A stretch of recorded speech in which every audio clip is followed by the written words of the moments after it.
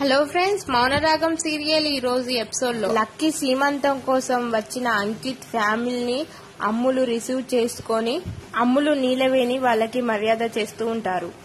Ankit family Bharat ఫ్యామిలీని కలుస్తారు. అలా మాట్లాడుకుంటారు వాళ్ళ ఫ్యామిలీ. లక్కీ రూమ్ లోకి వెళ్ళొస్తానమ్మా అని అంకిత్ వాళ్ళ అమ్మకి చెప్పి అక్కడి నుండి లక్కీ రూమ్ లోకి వెళ్తాడు. సరియు వాళ్ళ అమ్మాయి ఇలా అనుకుంటున్నారు, సీనయ్య గురించి మనకు తెలిసిందే కదా, మాటలతో ఈజీగా రెచ్చగొట్టచ్చు, టైం చూసి నువ్వు స్టార్ట్ చేయి అమ్మా అని సరియు వాళ్ళ అమ్మతో చెప్తుంది. మనం ఏం చేసినా మా వదినకి తెలియకూడదు అని సరియు వాళ్ళ అమ్మ సరియుతో అంటే, అలాగని ఏది అనకుండా ఉండకు అని సరియు చెప్తుంది వాళ్ళ అమ్మతో.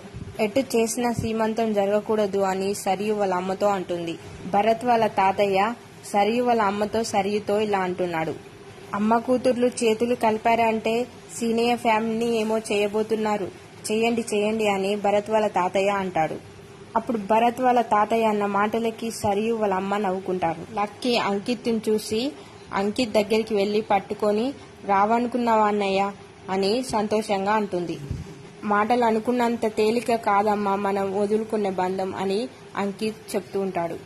అమ్మ వచ్చిందా అన్నయ్య అని లక్కీ అంకిత్ని అడిగితే, అందరూ వచ్చారని చెప్తాడు అంకిత్.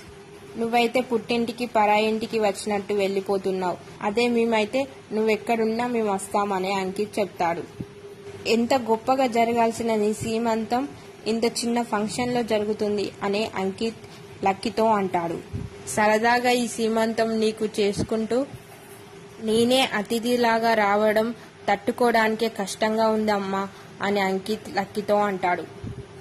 అన్నయ్య నువ్వు అలా మాట్లాడుతుంటే నేను ఏడుపు ఆపుకోవడం తట్టుకోలేకపోతున్నా అని లక్కీ చెప్తుంది అంకిత్తో.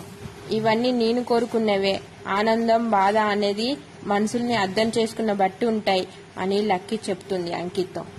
నేను ఆనందంగానే ఉన్నాను అని లక్కీ అంకిత్తో అంటే, అంకిత్ అంటాడు కదా నేను ఆనందంగా లేను అని అంకిత్ లక్కీతో అంటాడు. అమ్ములు లక్కీ అంకిత్ మాటలు వింటూ ఉంటుంది. అంకిత్ లక్కీ కోసం అని ఒక నక్లీస్ తీసుకొస్తాడు. అప్పుడు లక్కీ అంటుంది కదా, నువ్వు ఇలాంటి గిఫ్ట్లు తీసుకురాపోతే నేను గుర్తించలేనా అన్నయ్య అని లక్కీ అంటుంది. అప్పుడు అంకిత్ అంటాడు కదా, నీ కోసం ఏం చేయడం లేదని రా నా బాధ అని అంకిత్ లక్కీతో అంటే, లక్కీ అంటుంది కదా నాకు అన్నయ్యవైనా నువ్వే నాన్నవైనా నువ్వేరా పెట్రా అని లక్కీ చెప్తుంది అంకిత్తో. అప్పుడు అంకిత్ సంతోషంగా లక్కీ మెడకి నక్లీస్ పెడతాడు. అప్పుడు అమ్ములు కూడా చూసి సంతోషపడుతుంది. మన అంతా కలిసాం, మనం కోరుకున్నది దగ్గరలోనే వస్తుంది అని అంకిత్ అంటే, మనల్ని కలిపింది అమ్ములే అన్నయ్య అని లక్కీ అంకిత్తో అంటుంది.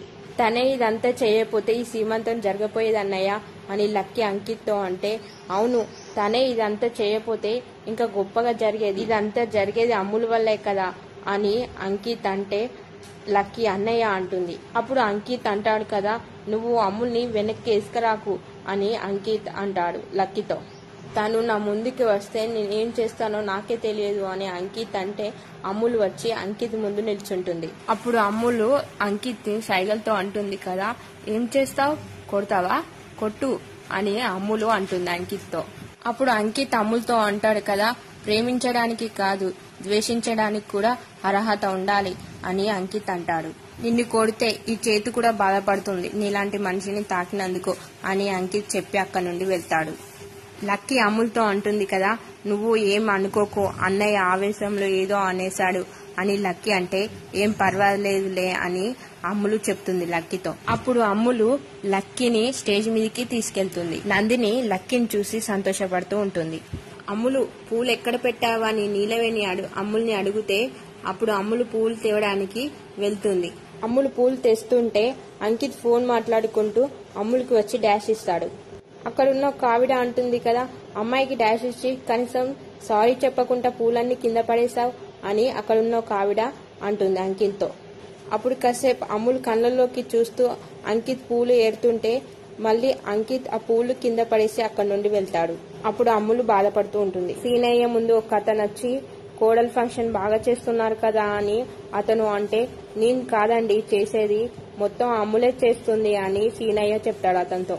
వచ్చిన వాళ్ళని రిసీవ్ చేసుకోవడమే నా పని అని సీనయ్య అంటే, అతను సీనయ్యతో అంటాడు కదా, గొప్ప కూతుర్ని కన్నావు సీనయ్య అని సీనయ్యతో అంటే, సీనయ్య అంటాడు కదా, ఆ విషయం తెలుసుకోవడానికి నాకు 20 సంవత్సరాలు పట్టింది అని సీనయ్య అంటాడు.